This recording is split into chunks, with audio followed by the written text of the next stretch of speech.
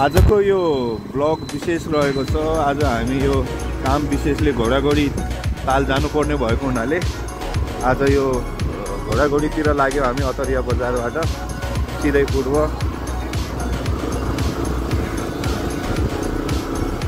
त्यताको विशेष दृश्यहरू देखाउने छु आजको ब्लगमा। घोडाघोडी तालको यो हामी लाग्यौँ अब सिधै।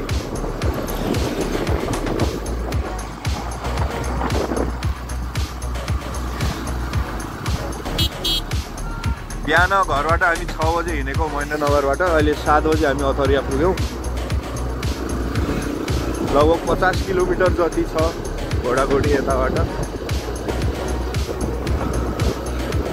यो चिसो चिसो मौसम छ, दिउँसो त गर्मी नै हुन्छ। अब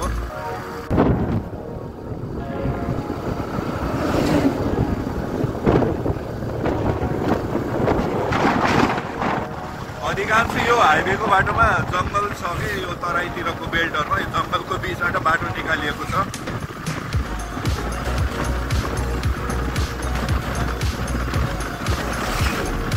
यो महेन्द्र राजमार्गको लम्बाइ भनेको 1032 किलोमिटर हो, पश्चिम महाकालीदेखि पूर्वको काँगडभित्रसम्म।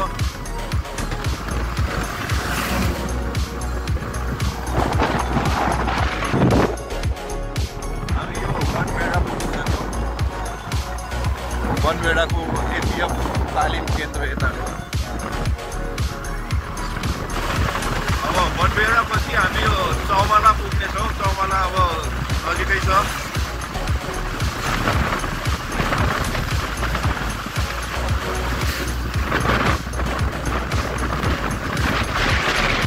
यो उतैनीभन्दा अगाडि एउटा यो शिवगङ्गा ब्रिज पर्दो रहेछ।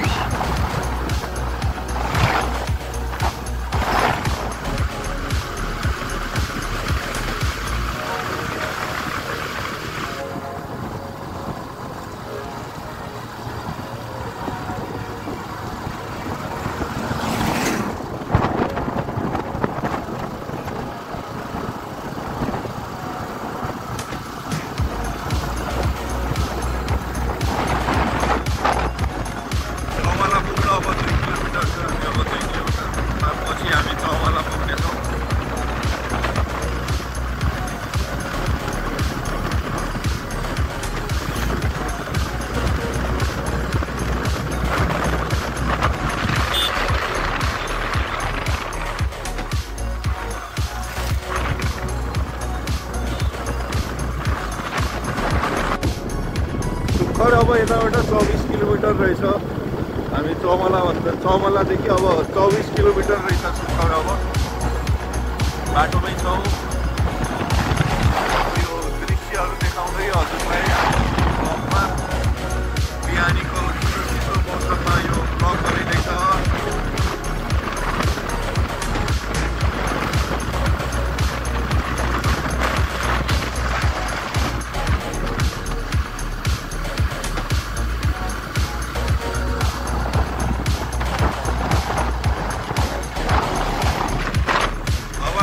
राजीपुर पुग्ने बेला भएको छ। 2 किलोमिटर छ राजीपुर। चौमाला पछिको अर्को बजार एउटा राजीपुरको आउँदो रहेछ।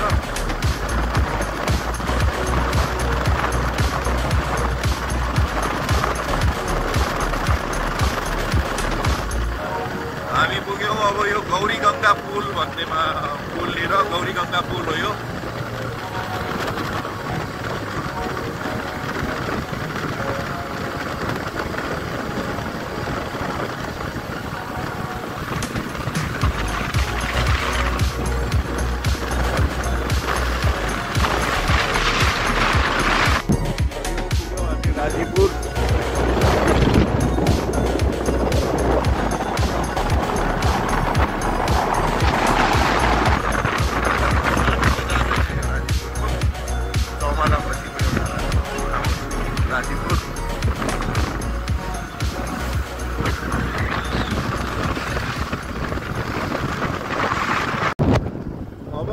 मसुरिया पुग्ने भएको छौँ।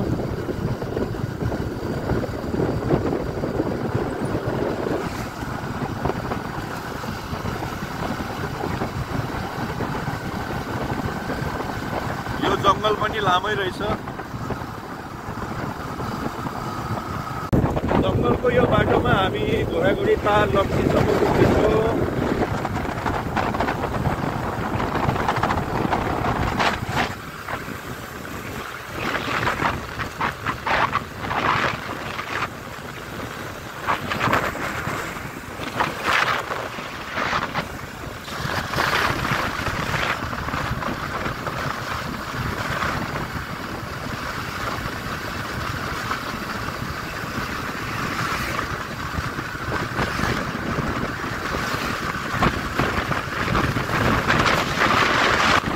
बाटैमा देखा पर्यो एउटा बडेपुरको सानो बजार।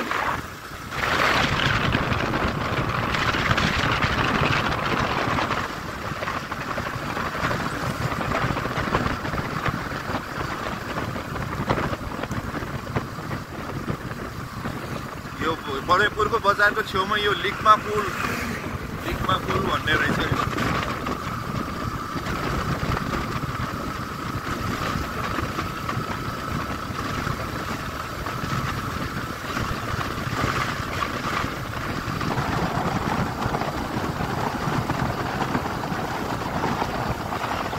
यो बडेपुरको बजार।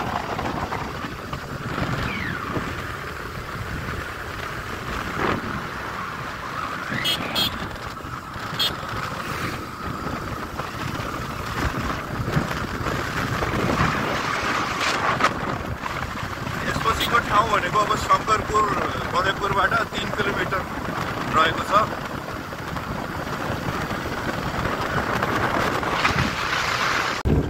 हामी अब यो मसुरिया पुग्यौँ।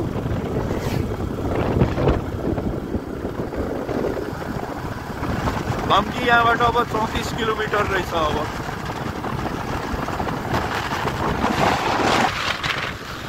यो मसुरियाको बजार सुरु भयो।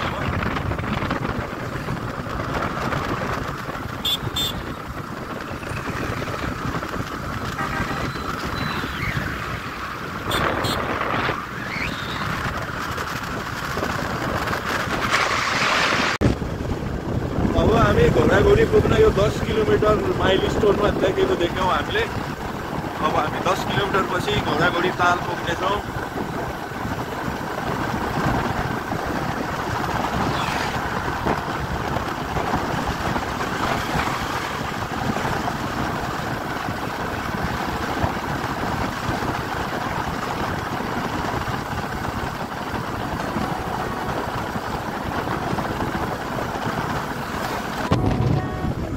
अब पुग्यो यो घोडाघोडी नगरपालिकाको यो पलमानपुर भन्ने ठाउँमा। यो पलमानपुरको बजार।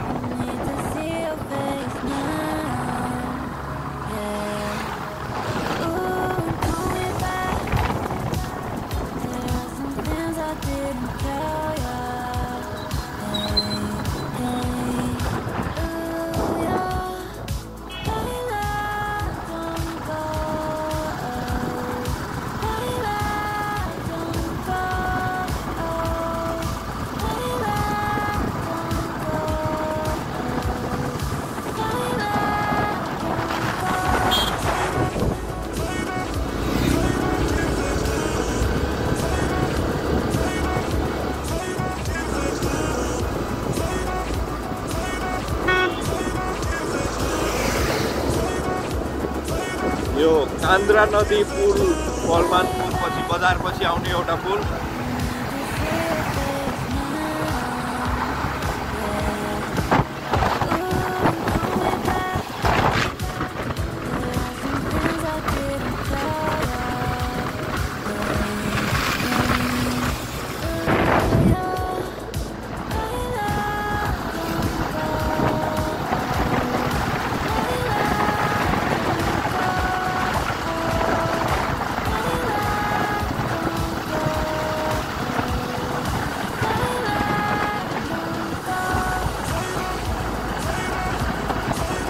बाटोको यो मनोरम दृश्य वरिपरि जङ्गल बिचमा यो रोड मनमोहक यात्रा भइरहेको छ हाम्रो।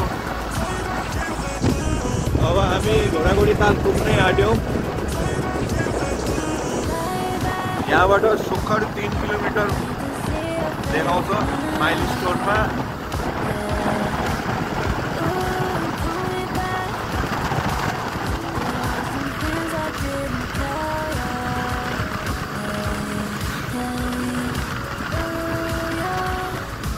हामी घोडाघोडीको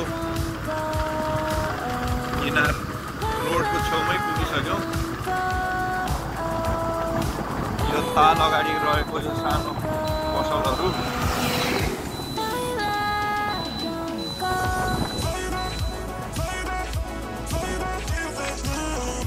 ल हामी पुग्यौँ यो घोडाघोडी मन्दिर प्रवेशद्वारनिर। मन्दिरकै अगाडि रहेको छ नि सानो यो पसलहरू।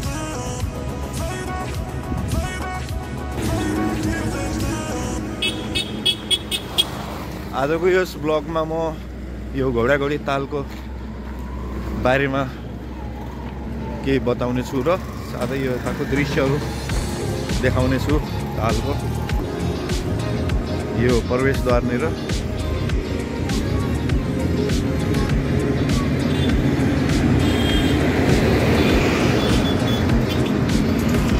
यो घोडाघोडी पन्छी अभयारण्य क्षेत्र। यो हामी सिँढीमा लागिसक्यौँ। यो घोरी घोडा देवस्थान मन्दिर यताको प्रसिद्ध मन्दिर। हामी यो मन्दिरतिर पुग्यौँ।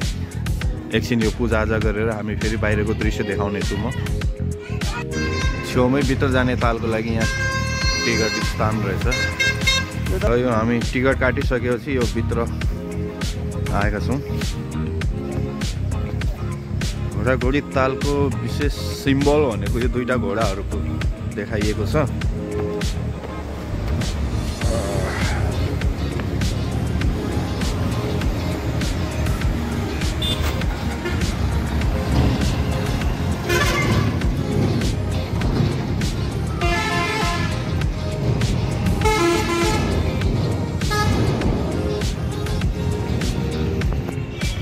यो घोडाघोडी ताल हजुरको लागि यो मनोरम दृश्य यो तालको एकदमै परसम्म फैलिएको छ। देख्न सक्नुहुन्छ मेरो पृष्ठभूमिमा यो ताल।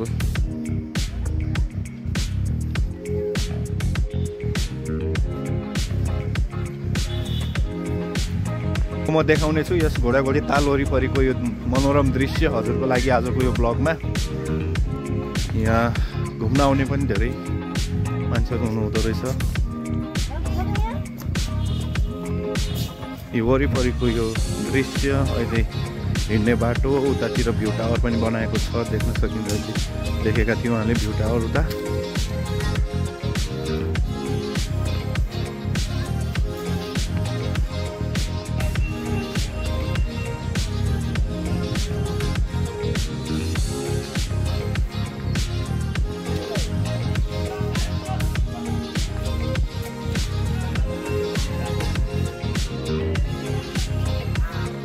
यहाँ वेदको पनि पढाइ हुँदो रहेछ। वेद संस्कृत विद्याको पनि पढाइ हुँदो रहेछ उतातिर। ल अब म यो तालको भ्यू टावरमा गएर यसको भ्यू देखाउने छु।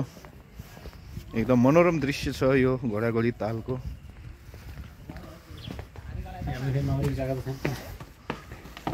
यो भ्यू टावरबाट यो मनोरम दृश्य हजुरहरूको लागि आजको यस विशेष ब्लगमा।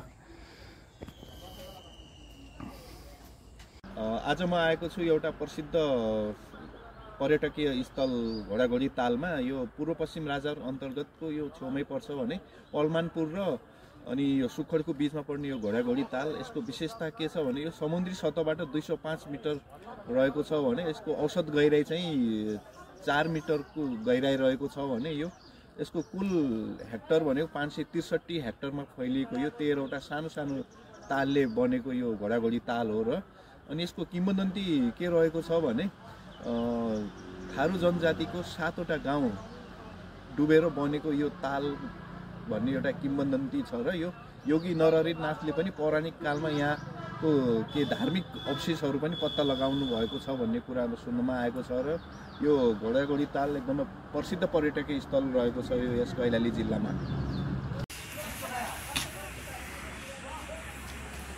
र यो भ्यू टावरबाट यो मनोरम दृश्य हजुरहरूको लागि आजको यस विशेष ब्लगमा।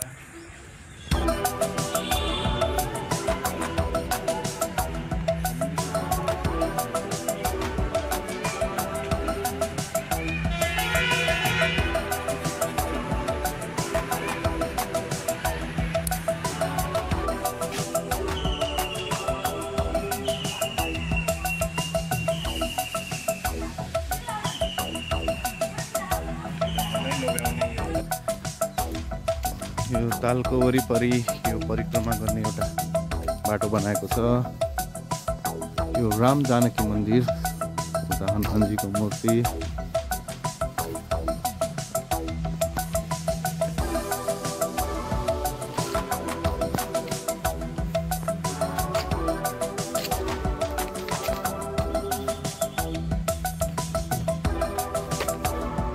कितुमै एउटा रहेछ सिलसिले हाँस प्रजनन क्षेत्र पनि रहेछ यता।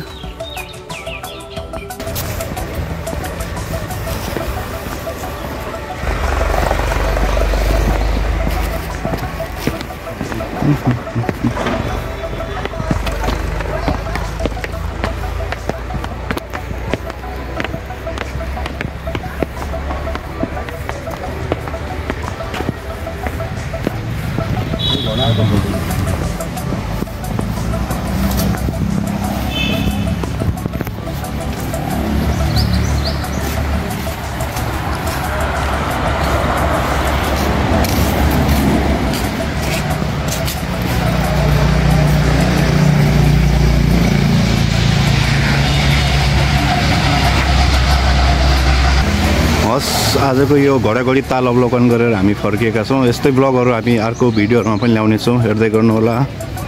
हस्, धन्यवाद। गर्नुहोला, please like subscribe the channel. अर्को ब्लगमा लिएर आउनेछु फेरि यो